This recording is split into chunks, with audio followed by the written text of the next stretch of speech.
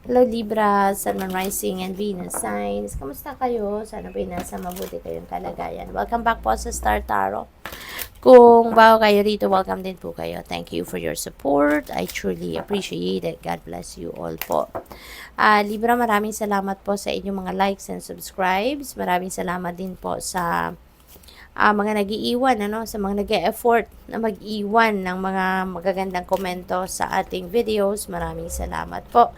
At pati na rin sa mga nagbibigay ng super thanks, no? God bless you more po. So, paunang mensahe po ninyo ngayon ay planting seeds, which is really good. Sabi dito, seeds of grace are being planted in the fertile soil of my soul. Ayan. So, parang ngayon, nagtatanim kayo ngayon, no, ng buto para doon sa kung ano man ang bunga na gusto ninyong ma-harvest in the near future. So, this is good kasi ibig sabihin na parang na-figure out nyo na kung ano yung gusto ninyong maging outcome na ma-experience ninyo. Na-figure out nyo na kung ano yung gusto ninyong mangyari sa buhay ninyo at a certain period of time.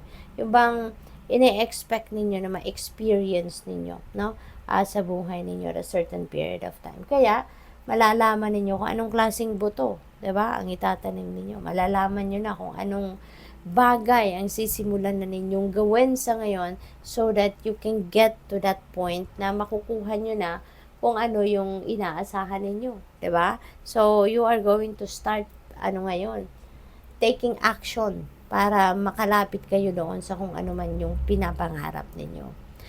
You are opening to love as well sa ngayon, Libra, no? Maybe this is related sa romantic relationship, no? So, siguro sa ngayon, handa na kayong umibig or handa na kayong magtanggap, no, ng pag-ibig din ng iba. Kasi sabi dito, my heart is open. So, probably, no, ang iba sa inyo dito, kung single pa kayo, so siguro sa ngayon, handa na kayong mag-welcome ng mga manliligaw, mga ganon. Or, kung kayo naman yung manliligaw, baka handa na rin kayo na manligaw ngayon ng iba, no? Or manligaw ng kung sino man ang gusto ninyo. Possible din na kung nasa relationship na kayo, baka sa ngayon, 'di ba? Nagbubukas muli ang puso ninyo and maybe you are giving another chance, no, kung sa partner ninyo, sa person ninyo, kung meron man kayong hindi pagkakaintindihan in the past. So sa ngayon, baka napatawad nyo na at muli nagbubukas na yung puso ninyo, no, 'di ba? Para bigyan ng pagkakataon muli ang inyong relationship na makapagsimula ng bagong yugto. So, believing in magic, true magic is abounding in my life. So, napakaganda. Maraming blessings dito ang pwedeng dumating sa inyo. Prosperity, abundance, good things ang maaring ipapadala sa inyo ng Divine Universe. There could be also miraculous events or miraculous moments that might come your way at this time, Libra. So, this is really, really beautiful.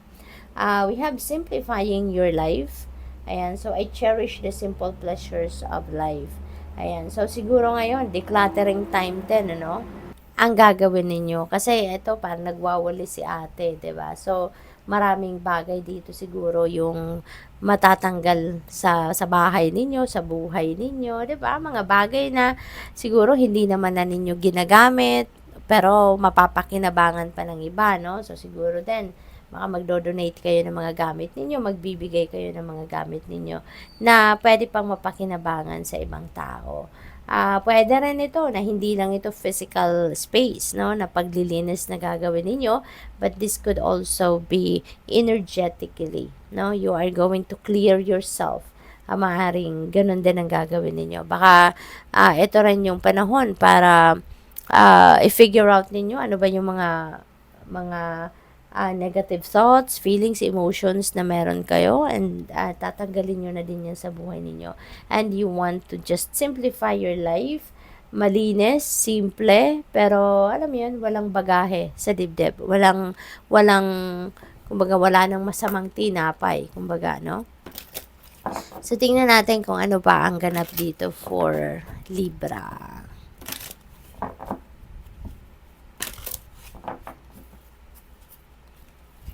So, we have surrender. Ayan. I can release my need to control. Okay? So, sa ngayon, parang nasa ano na kayo ngayon, nasa surrender energy. You are going to let go and let God, no? Hahayaan nyo na ngayon ang destiny, ang mag-unfold ng mga bagay-bagay sa buhay ninyo organically, na hindi ninyo ito, wala kayong ipagpipilitan, wala kayong isisiksik, wala kayong, alam mo yun, hindi ninyo pupwersahin ng mga bagay-bagay. We have abundance. Wow, napakaganda, Libra. I am a limitless being and I can manifest whatever I desire in this physical reality.